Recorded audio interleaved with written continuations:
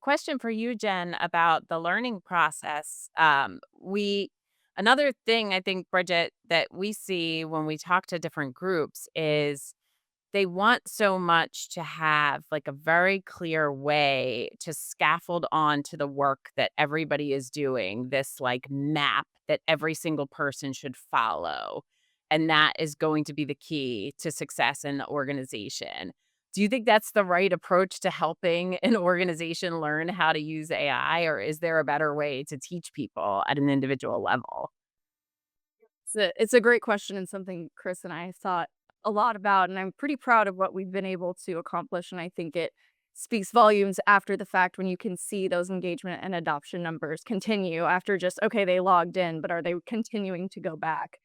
And yeah, it's not just these workflows that people, again, kind of far removed from practice are saying, "Oh, you can use it for this. Look, here's this utility."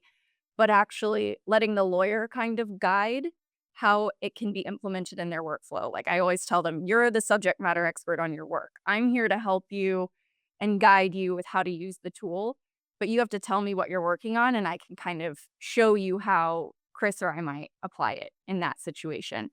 So we'll do like an overview and show them, okay, here's quite literally how to upload a document. Here's how it works.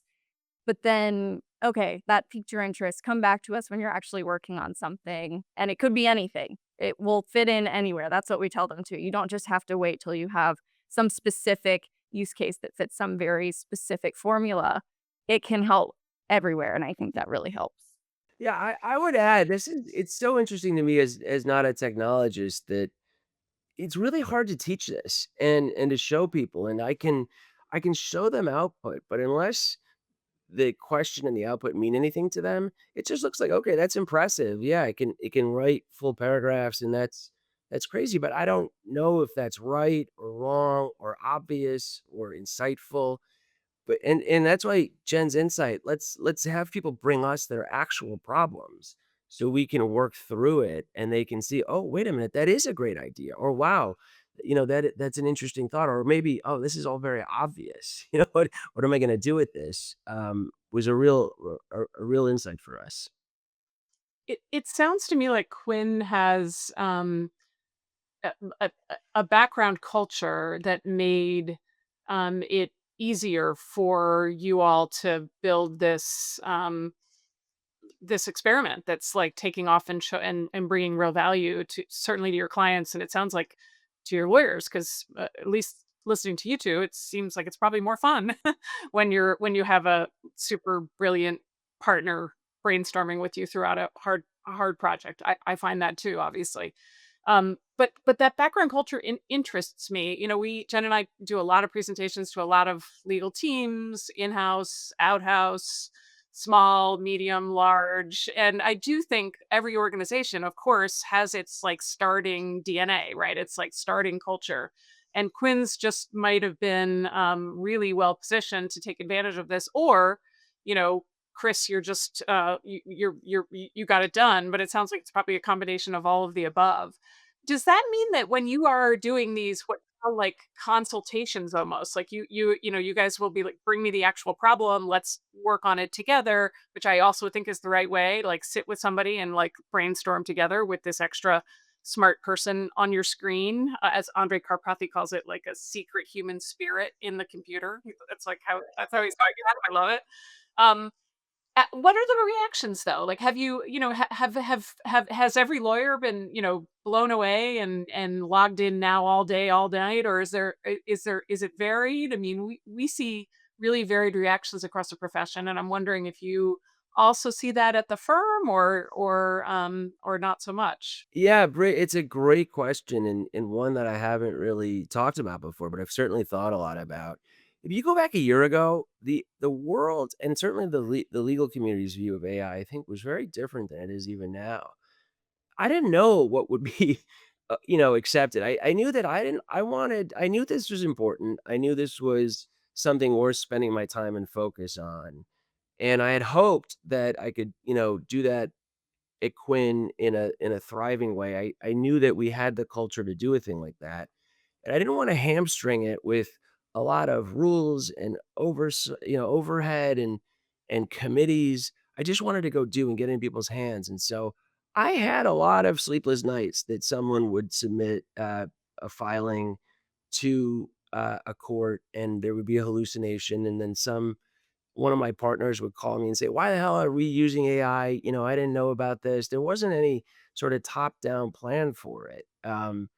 And so that's why I was and Jen can tell you, we were doing and still are one-on-one, onboardings with people to drill into them the importance that, this may look like the right quote. That's on purpose, right? The thing is predicting what quote should be in the opinion, whether it is or not. And so it's really insidious. I've been burned a bunch of times in just internal drafts that I thought I had something, and you gotta really check.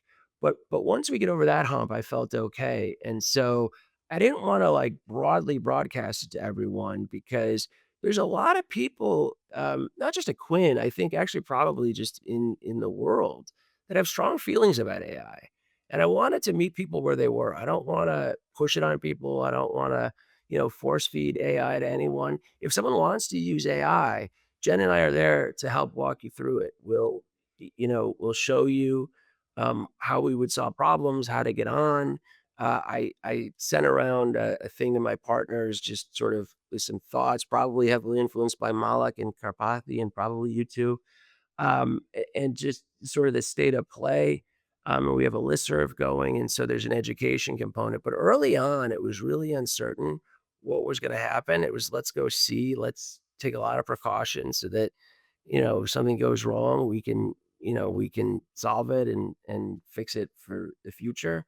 But now we've gotten a ton of traction. We've got all these people onboarded. I think meanwhile, the technology is advancing, so the output is even more impressive. We just started a ChatGPT pilot to go along with our Claude pilot, and so we've got a lot of people trying it at all levels of the firm.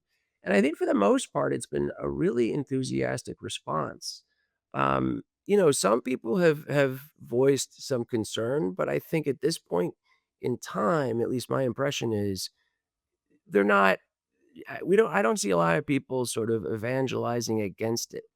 I think people are hesitant. I think the most common sort of mental state that I'm observing now is someone thinking or saying, I know I got to try this. I know I have to get into it. I just don't have the time. And so one of the things that Jen and I are working on is how to make it a little bit more approachable, even with just a little tiny, aha moment for someone to get them to start using it on their own. And I think you guys have said this. I use it for almost anything. The dictation feature alone is fantastic, and just to be able to brain dump whatever's on my head, create a to do list, ask it to help me plan some complex thing, and track it is revolutionary. And so I'm excited. It's great for us to share those aha moments with people, and I love that you guys do that because that's what we're going for. We want to sit down with someone and not just show them how to summarize a deposition, but get them to an aha moment where they realize I don't need these two. I can just go off and do it on my own and get what I will out. I'll say, yeah, it's been amazing. Like, when I first started, there was a lot of, okay, guys, we have this tool. We started with a small number of licenses and trying to drum up interest. I don't have to advertise Claude or AI at the firm anymore. I'm getting requests like at least 5 a day, if not more, depending on, if we've sent out a newsletter or if Chris has sent out an email. And people are just coming out saying, "Oh, I saw someone do this really cool thing with it. I've just been hearing like I have a folder on my email of these quotes of people saying, "Oh, this has been great. I've heard really good things. I need to get on it." And so, yeah, I do think that the culture definitely allows for that because, as Chris said, we didn't hamstring it with all of these, you have to anonymize, you have to redact. That's just not going to help with engagement and adoption. People are just going to say, well, it's just easier for me to do. I don't have time to learn something new and figure out how to redact things. So, really, just kind of saying, like, okay, this is a safe environment experiment. Some of it might not work, but you're also learning something from that as well.